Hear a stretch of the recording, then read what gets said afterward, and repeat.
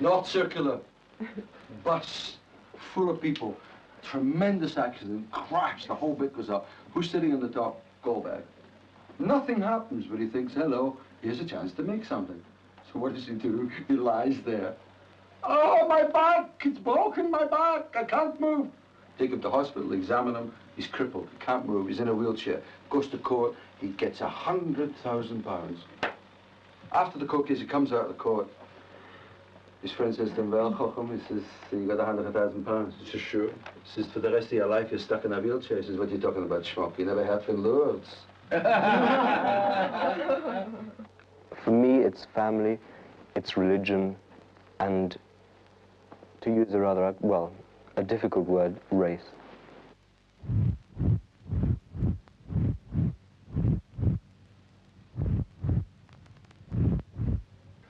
I don't think the Jewish community is too exclusive. I mean, after all, some of my best friends are Gentiles. One says to her, well, it's a long time since I saw you. How are you? She says, I'm very well. She says, how's the family? She says, fine. He says, well, how old are the children? She says, the children? The doctor's 14, the lawyer is 12. We tend to be told that Jews are shrewd. When you sort of see a Jew who's obviously shrewd and has made, you know, quite a bit of money, you think, ah, that's right, therefore all Jews are like that. If people make me Jewish, or if I go into a shop where, you know, there's some nice little Jewish guy behind the counter, and if I smile and say all the right things, he'll be nice to me instead of sort of abrupt and neurotic or whatever, then I use it.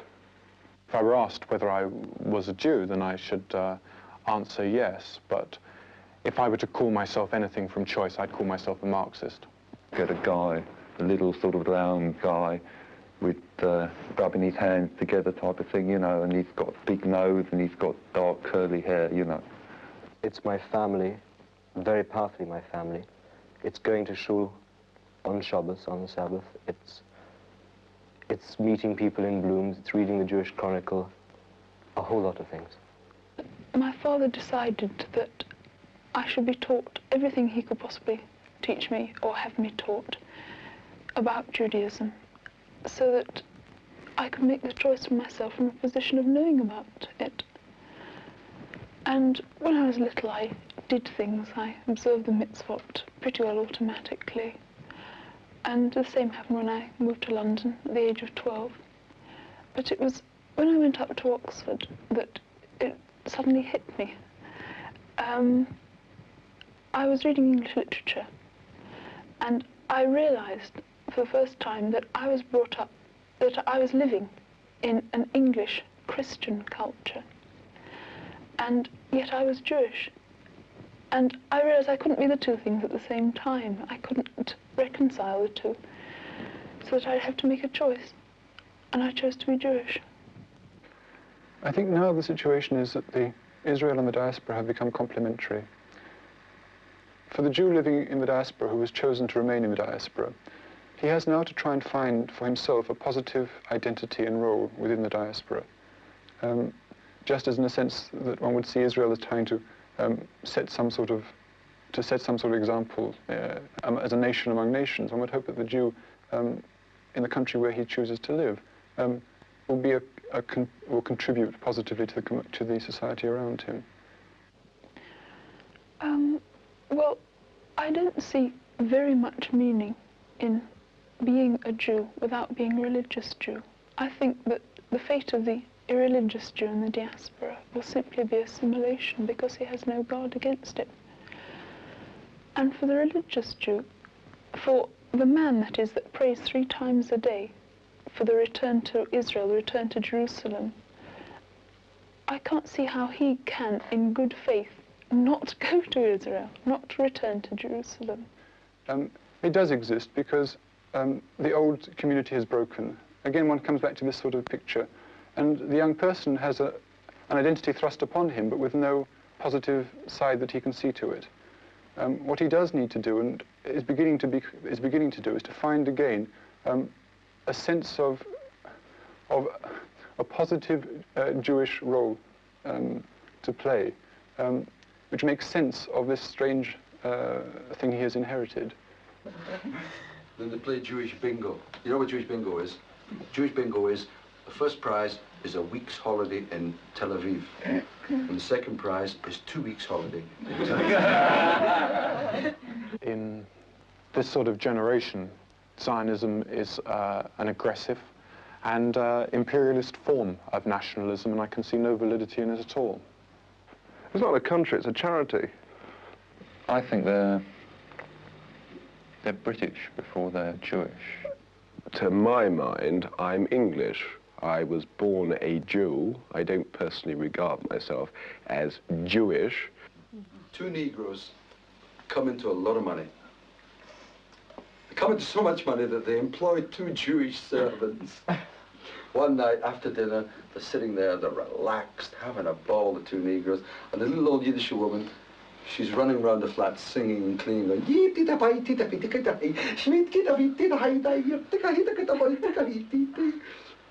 Negro turns to his wife and says, man, he says, them Jews have got a great sense of rhythm, haven't they? I think that Jewish parents have a wrongful leaning towards professions in that they think it's smart or fashionable to have a son or a daughter become a professional person. I think that that is wrong, that they either are growing out of it or certainly should do, and that there's nothing disgraceful about being in business. As far as business is concerned, there is no doubt that the Jewish aim to succeed often means that they succeed far more than other persons, and I think that that is how it's affected me somewhat in my profession. I've got a working agreement with lots of people like Charlie Claw that, you know, he ignores me and I ignore him. The Titanic sinks. Goldberg and Greenberg are on it, and then they go to the water. Greenberg shouts, Goldberg! Goldberg! Can you float alone? This is such a time to talk about business! I think in Jewish families, there has been a significant coming together of 2 main forces. One of them was the admiration for academic and intellectual excellence, which produced iconoclastic and open-minded people. And also, of course, the particular situation which Jewish working-class families were in. So you've got these things coming together, and allied with the working-class lifestyle, they produced a very much more fervent form of class consciousness. I think the fascism is very much primarily within the working classes, appeals to the working classes. When they are without, they look to the people who have more than they do, and they look to the Jewish people as a prime example. And therefore the working classes are very much the prime subject for fascism, although there is a certain element in the so-called middle classes today. Chinese waiter, I thought, I'll try him out. So I thought, I'll order the meal in Yiddish. So I ordered the whole meal in Yiddish. He answered me, spoke to me in Yiddish, took the whole thing down in Yiddish.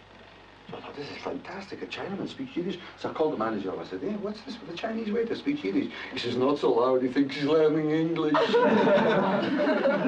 Jews, I think, by nature are fundamentally extrovert, though they often pretend not to be. Show business is by its own nature extrovert. I know lots of persons who would be said to be in show business, or in the theatre, or in films, or in music, and I think they cultivate a Jewishness because they think that show business demands it. It's Christmas time, right?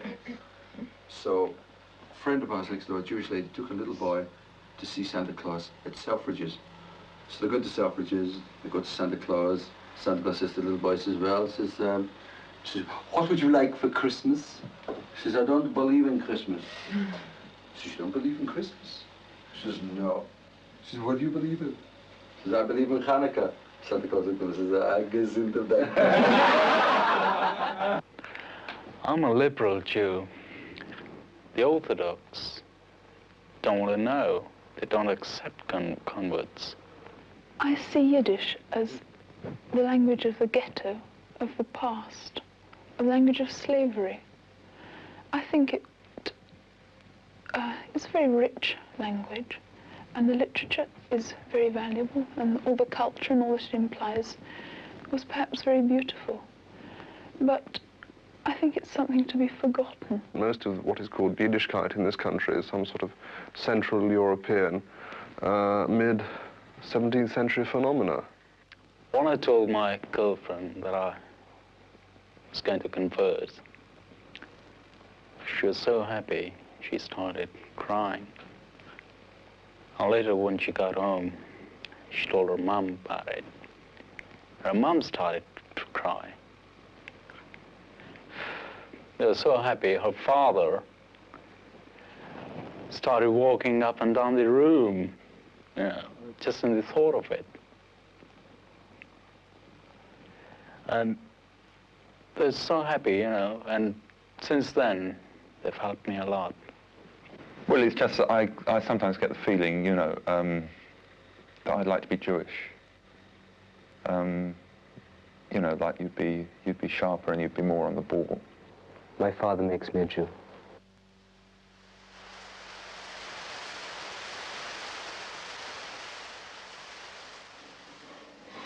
At university, I was again very surprised that, for instance, many of my friends had never met a Jew before, and their attitude to Jews was completely coloured by teachings that they'd had, and they saw Jews in this very simple light, of Jews having money, of Jews owning the rag trade.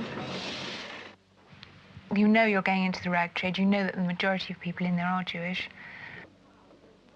I'm your boss, but don't worry about it, I'm not really your boss. You know, we work together, we're friends. You know, trying to be very secretive and friendly, I'm your best pal. It's a very close, they try to make you feel one of them as their friends. Whereas a boss, a normal English sort of boss, is good when he was so. This is the rag trade, it's a certain type. You said, and I also think Jewish rag trade people are different from normal Jewish people. This is the difficulty, trying to sort this out, because they are a world in themselves. Someone's always got somebody in the family, someone's always got a brother who's got furs and he wants some trimming, so he phones up his friend and his brother-in-law is in jewellery, you know, and it's all connects up. Scrap the whole lot, start again, and do them really nicely. But, you know, taking a bit more time, spending a bit more money on it. No, not at all. I mean, you can afford it, you're Jewish. Yeah, I know all about this. I know, mate. Okay. I know. Okay. I personally always get on fairly well with Jewish rag trade people because I think they're amusing. I think they always got a joke, and, you know, we've heard it all before, but it's different, it's colourful. They don't sort of sit back and let you do all the work. They're inclined to cooperate. People in the sort of amorphous society that's coming about now are trying to look for identity, and those who are Jews have got this identity.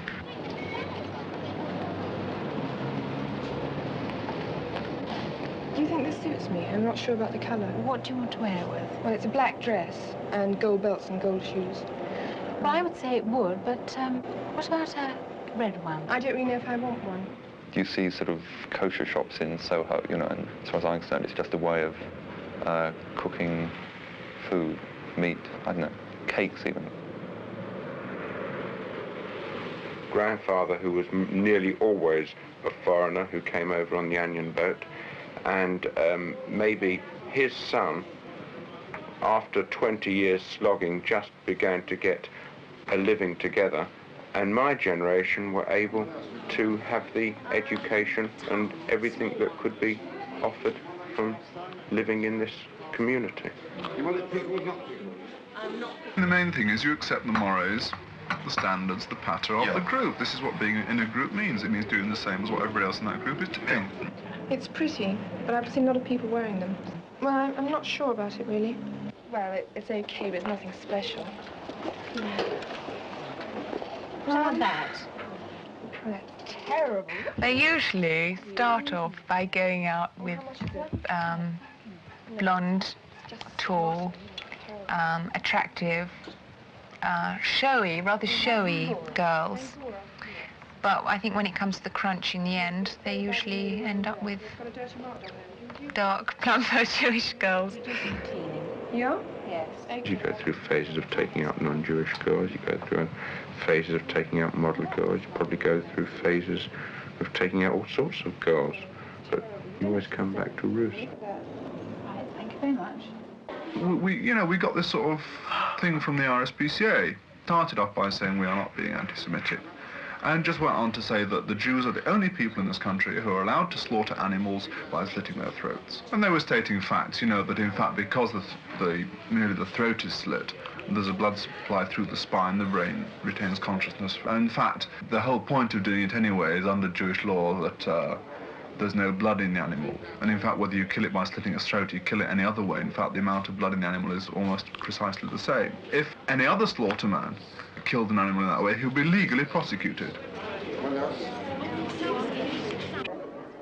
If you're brought up with the knowledge that your parents are Jewish, and you try to identify yourself with being English, you'll find that English people will not allow you to. They'll keep on reminding you that you're not English. What do you think? It's nice, very nice.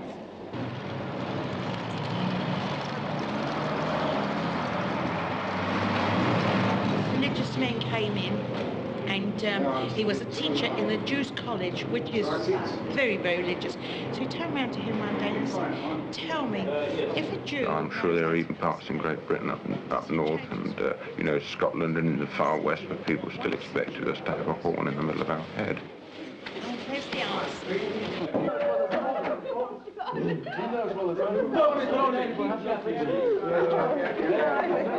You can see them in a restaurant, and oh boy, and they shriek on the top of their voices. And if there's another family sitting near, or a group of people sitting near, they're just rude people. They're not rude Protestants. They're not rude English people. They are just ill-bred. But the other people are flashy Jews. The hygiene laws in this country are very good. Let's all eat bacon. They all eat bacon in Israel. And I think that in Great Britain, or in a country other than Israel, one has to be more careful than they do in Israel. There, they've got their identity. Here, if you want to retain it, there is a certain amount of things that you have to do. Although Jewish people would be the last people to talk about racial purity, we've had too much of that in this century, and there's certainly no such thing as racial purity.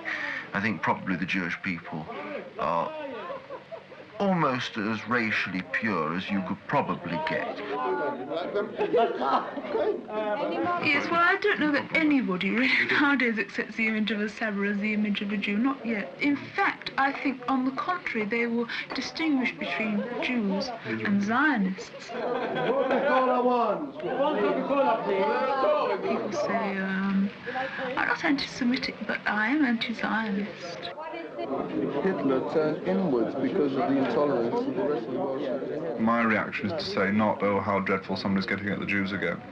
But, what a drag, here's another nut. To fit what his own desires. He thought that this would be a good way of gaining power. There was world depression. He promised the German people this, that and the other because there was depression in Germany and all over the world. No, I'm asking you what you think about this. About what? About why Nasser refuses to come to some agreement over the refugees. Why can't they be resettled? The majority of the Arab people are very primitive.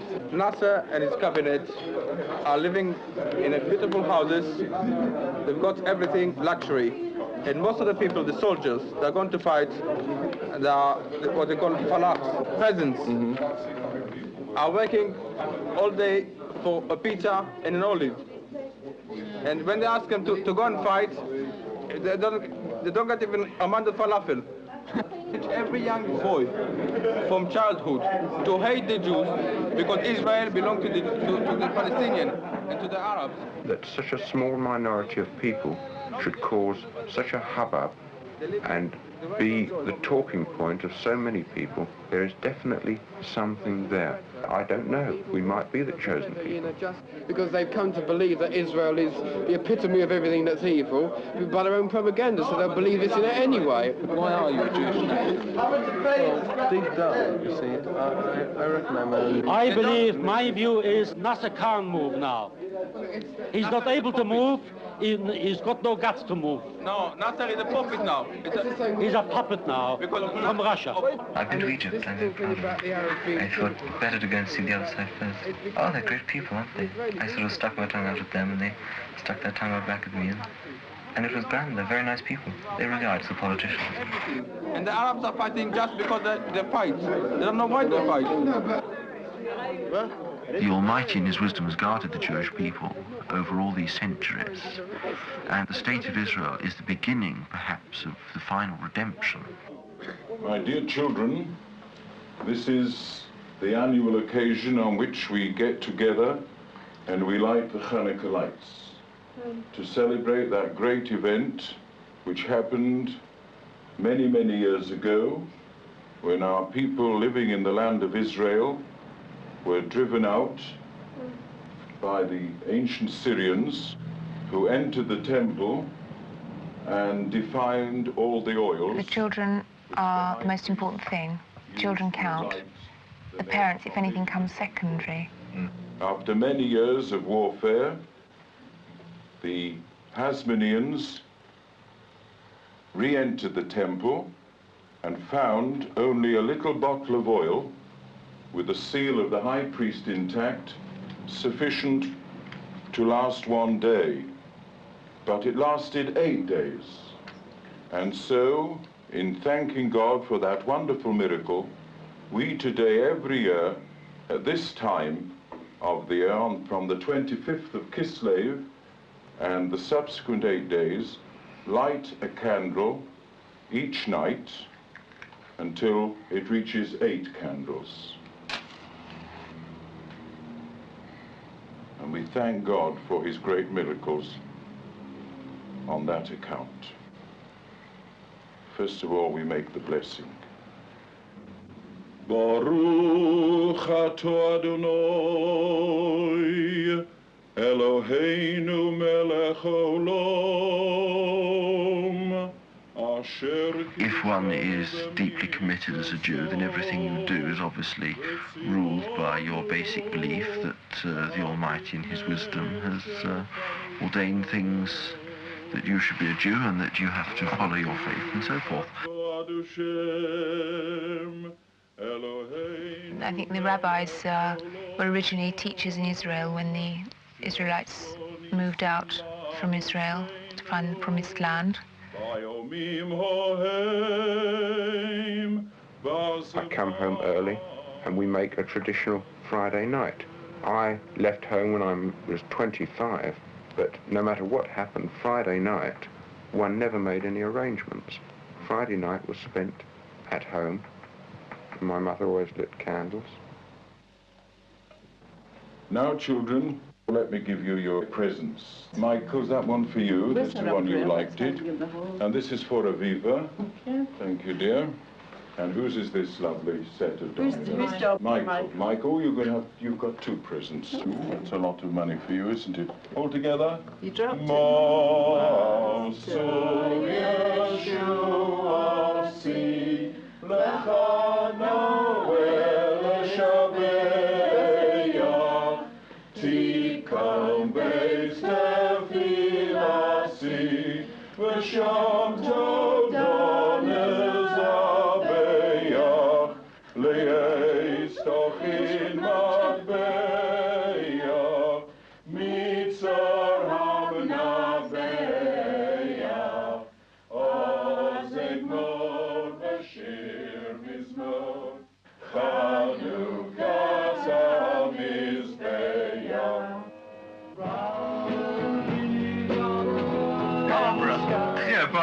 My cousin Barbara. Right, location, Greenback Belt. Definitely, right out in the green belt.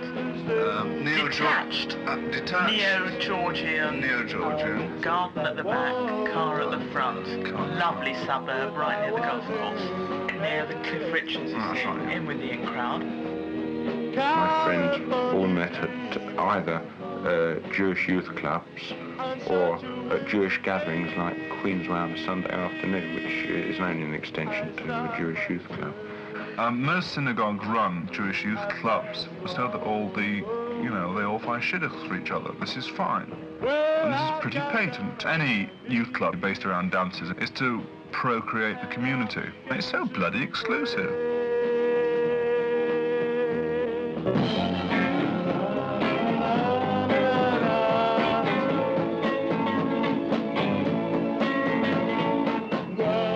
They all move in there and sort of dig the sounds and everything.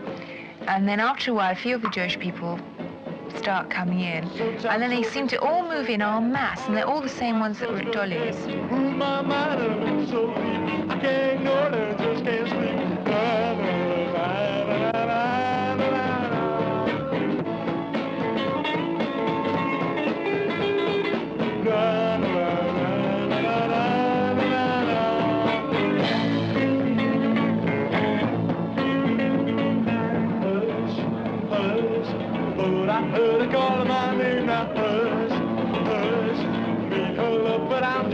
When you are a girl in London particularly, you're always coming across them.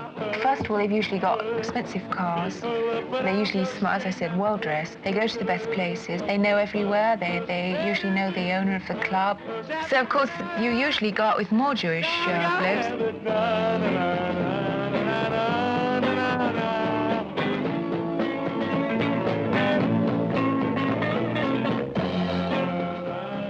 They will go out together socially in the evening. Two brothers will go out, two sister and brother, and a group of them. Sometimes sure makes me feel so bad. All I took was search for it. Other people are calling me Jewish, therefore I am Jewish. If I'm left to my own devices, it's irrelevant to me.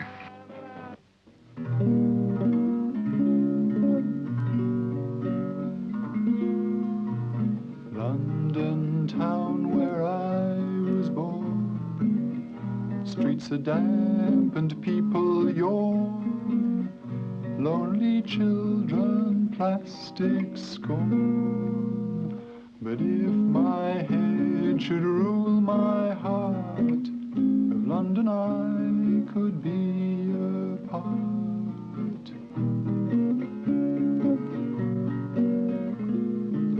Berlin in a brittle haze remembers vanished golden days. Ghostly martial music plays. But if my head should rule my heart, of Berlin I could be a part.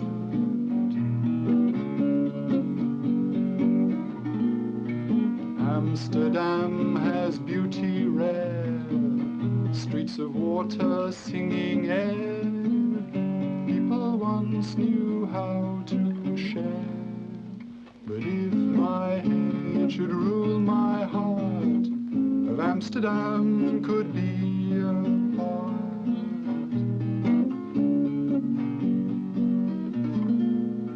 New York chimney homes are stark, grubby streets where people bark, anger lurking in the dark.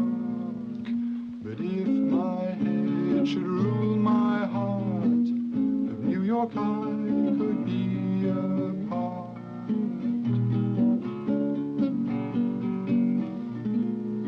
Jerusalem is growing young, richest songs are still unsung, harmonized in every tongue.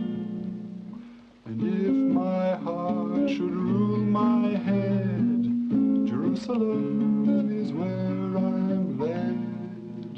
And if my heart should rule my head, Jerusalem is where